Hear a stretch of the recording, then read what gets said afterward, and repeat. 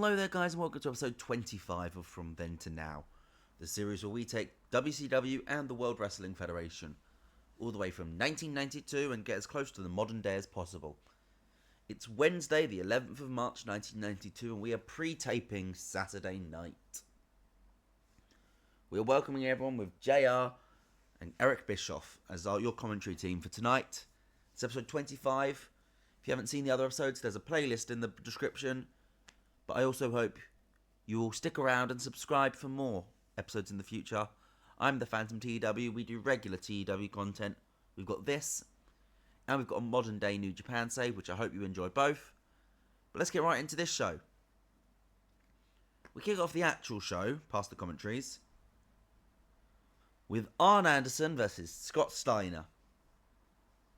Goes about 8 minutes, a pretty good match. You can imagine, it gets a 61 overall, 68 wrestling. Not bad for just an opening TV match. 71 for Arn, 66 for Scott. But I think the big shock comes when Scott Steiner gets attacked by a returning Tully Blanchard.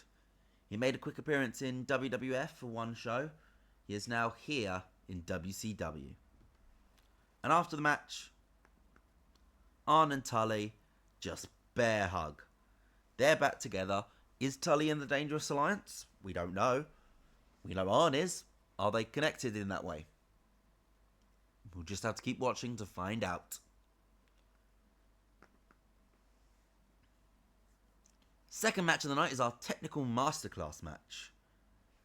This is Dan Severn teamed with Bob Backlund to take on Terence Taylor and Richard Morton of the York Enterprise. Former light heavyweight champion, of course, Richard Morton. But it's Backlund who picks up the win when he taps out the former light heavyweight champion with the cross-faced chicken wing. An 80 for Dan Severn. That man is very good. If we can get him a bit more experience, a bit more psychology, I reckon he's going to be a top challenger for the titles in a year or so. It's a 64 rating though, not too bad. We get a quick vignette here with the Caliphate, where Sheik is talking about how, they came into WCW to try and make this big noise, to try and be this big shock act. And yet, so far, it hasn't really worked. So they need to work together, and they need to work out where they want to go, and how they're going to get there. And somehow a 35 promo still doesn't take the crowd down from hot. The difficulties in this game are scaled off. We get a quick interview with Brian Pillman. Tony Schiavone's doing the interviewing. And he says ahead of his light heavyweight championship match at Clash of the Champions with Marty Jannetty, he's challenging. What has he got to say? And Pillman does this talk about saying that he is the forefather of the light heavyweight division. He is the star. He was the original. There is nobody who should be able to touch him. Especially now that he has become his true self. And just in the background, it's very hard to do a spot like this in this game because you have to show everyone. It's pictures, not just... You can't just have a tiny little background thing which people have to pay attention for. No, I have to explicitly tell you. You see Paulie Dangerously and Harley Race just chatting in the background. That's it.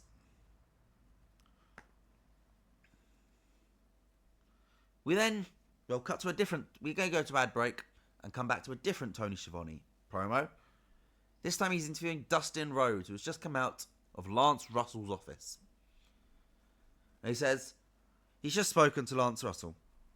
And as Randy Savage is not an official member of the WCW roster, he cannot have a sanctioned match against him. However, Dustin doesn't want a sanctioned match. Dustin wants an unsanctioned match. So Randy, WCW are staying out of this one. It's between me and you. Meet me at the Clash. We will fight.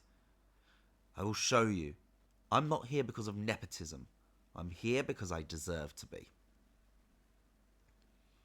Gets a 55 and we officially set up Dustin versus Savage unsanctioned at the Clash.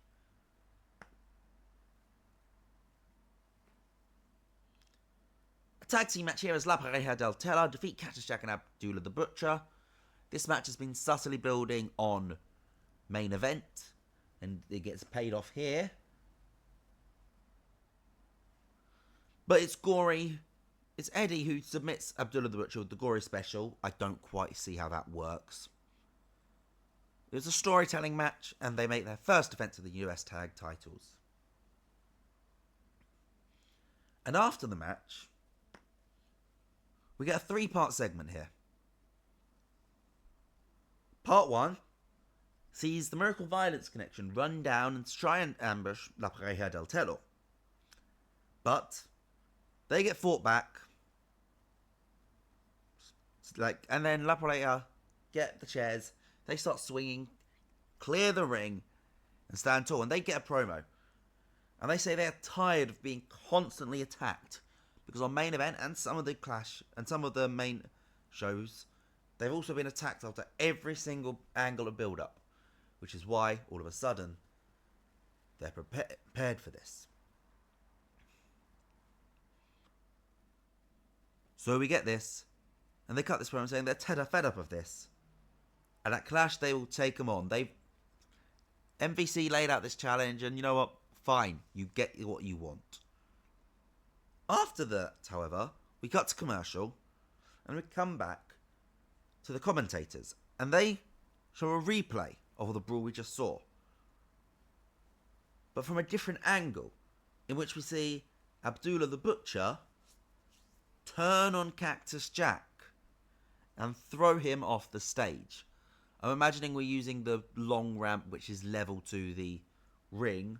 So we've got a bit of a stage and a bit of a drop-off for Mick Foley to take a crazy bump from, because of course he does. Gets a 58 rating. Not too bad. 3 little segments there, building up 2 different matches at Clash. Well, Foley versus Abdullah is not going to be at Clash.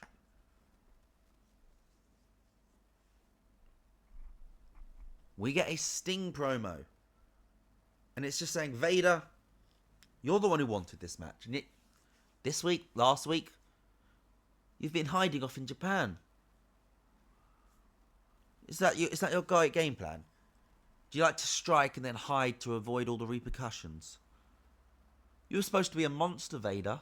That's what everyone kept telling me. All I see, however, is a coward. And at Clash, I will be the monster. I will show you just how much of a coward you are, and I will send you packing right back to Japan.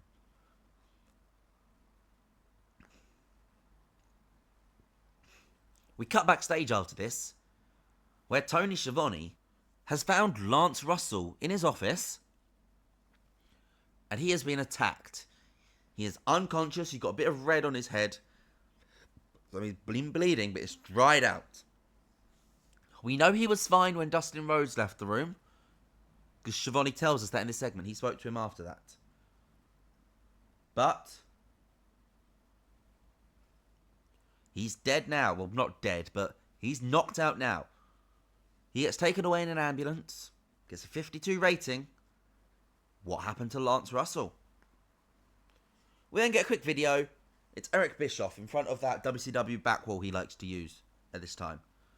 And he runs down the card for Clash of the Champions, which I'm also going to run down for you. We've got the Steiners versus the Brainbusters. Randy Savage versus Dustin Rhodes in an unsanctioned match. Brian Pillman versus Marty Jannetty for the WCW Light Heavyweight Championship. Steve Austin versus Ricky Steamboat for the WCW Television Championship. La Pareja del Telor versus the Miracle Violence Connection for the WCW United States Tag Team Championships. These title names are long. And Sting versus Big Van Vader for the WCW World Heavyweight Championship. Make sure you book Clash of the Champions on TBS this Saturday. No, this Sunday, tomorrow night. This Sunday, tomorrow night. Because this is aired on Saturday, because it's Saturday night. I'm an idiot. But it gets a 31 rating. And our main event gets a 76. As Sting teams with Steamboat and Windham to take on Rude, Austin, and Zybzysko. Steamboat is by far the best in this match. Oh, not by far, actually. Rude was very close. Sting was the worst, which is terrifying. But Rude picks up the win, pinning Barry Windham with the Rude Awakening. And after the match, he cuts a promo on Sting. Says he promises Sting, you may have lucked out and got a DQ victory over me, but I still retained my title. This isn't over between us. I will make your life a living hell. Gets an 80 rating. What do we get overall? 74. We increase in 6 regions. That's rare in this game. Whoo! But let me know what you guys thought, because that's obviously more important than the 74 that the game gives me. So you tell me what you think in the comments down below. And next episode will be that Clash of the Champions card. I'll see you then. Goodbye.